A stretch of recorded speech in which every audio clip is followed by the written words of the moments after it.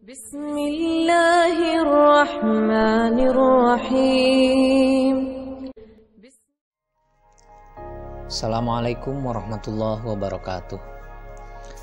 Sahabat thalabul ilmi, ibadah kita bisa sah dan diterima oleh Allah Subhanahu wa Ta'ala apabila memenuhi 3 syarat.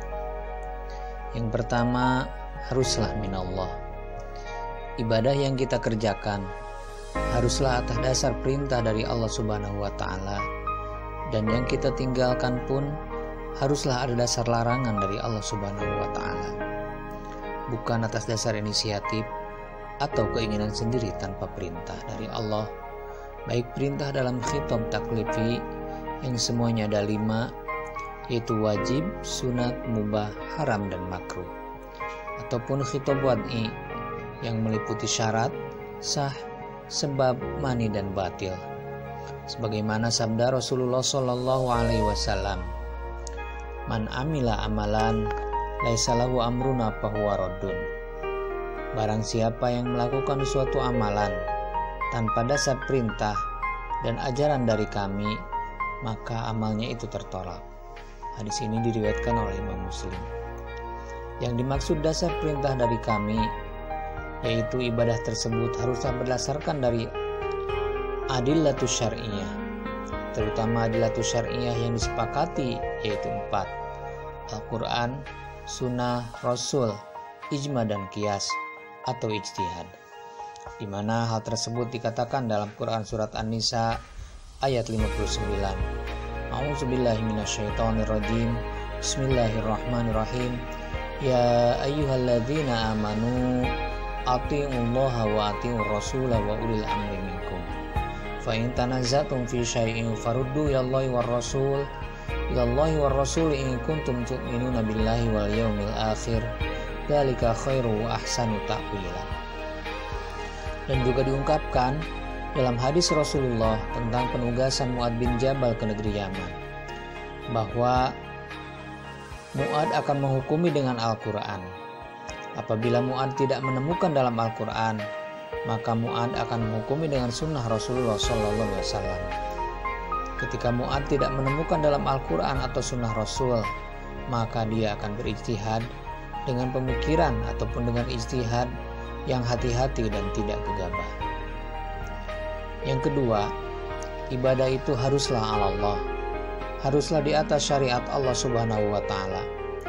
Ibadah yang kita lakukan selain harus ada dasarnya dari Al-Quran, Sunnah, ataupun berdasarkan ijma dan qiyas para ulama mujtahid, dalam pelaksanaannya haruslah sesuai dengan petunjuk dan contoh dari Rasulullah Shallallahu Alaihi Wasallam. Contohnya dalam sholat, perintahnya adalah ayat aqimus sholah, dan tata cara pelaksanaannya adalah hadis shollu kama ra'aitumuni usolli, ataupun ibadah-ibadah yang lain seperti saum, haji, muamalah, munakahat, ataupun kehidupan berkeluarga, dan semua kehidupan baik yang bersifat pribadi atau sosial bermasyarakat haruslah berdasarkan syariat dan tata cara yang dicontohkan oleh Rasulullah SAW.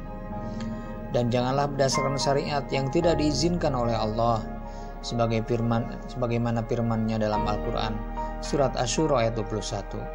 A'udzubillahi minasyaitonirrajim. Bismillahirrahmanirrahim. Am lahum syuraka'u syara'u lahum minad dini ma lam ya'dam bihillah walaula kalimatul fasli laqudiya bainahum wa innal zalimina lahum adzabun alim. Apakah mereka mempunyai sembahan-sembahan selain Allah yang mensyariatkan untuk mereka agama atau syariat yang tidak diizinkan oleh Allah? Sekiranya tak ada ketetapan yang menentukan dari Allah, tentulah mereka telah dibinasakan. Dan sungguhnya orang-orang yang zalim itu akan memperoleh azab yang pedih. Di ayat ini dijelaskan bahwa jangan sampai ibadah itu malam ya'dam minad dini malam ya'dam bihillah, adalah sesuatu syariat yang tidak diizinkan oleh Allah. Di sini juga dijelaskan bahwa orang yang mensyariatkan sesuatu yang tidak diizinkan oleh Allah, mereka adalah syuraka, mereka adalah sembahan-sembahan selain Allah. Yang ketiga, ibadah itu haruslah lillah. Ibadah yang dilaksanakan haruslah ikhlas karena Allah dan dalam mencari keridhaan Allah Subhanahu wa taala. Di mana yang disebut ikhlas adalah tarkur riya'i fil ibadah, tidak mengharap duniawi. Bila dia melakukan ibadah mahdhah, hanya diniatkan karena Allah. Dalam muamalahnya, dia hanya mengharapkan pahala dari Allah Subhanahu wa taala. Orang yang dalam bisnis, usaha dan muamalahnya hanya mengharapkan pahala dari Allah, akan diniatkan ta'awun atau saling menolong dan menjauhi perbuatan goror atau penipuan serta manipulasi. Dan jika dia mendapat untung, maka keuntungannya akan dijadikan bekal untuk beribadah kepada Allah. Kesimpulannya, 3 hal ini haruslah ada. Harus ada dasar perintah dari Allah sesuai dengan aturan Allah dan hanya mencari keridhaan Allah. Tidak bisa dia meniatkan ibadah dalam suatu aktivitas, tetapi aktivitas tersebut adalah aktivitas yang tidak sesuai dengan Al-Quran dan Sunnah Rasulullah SAW. Wallahu a'lam.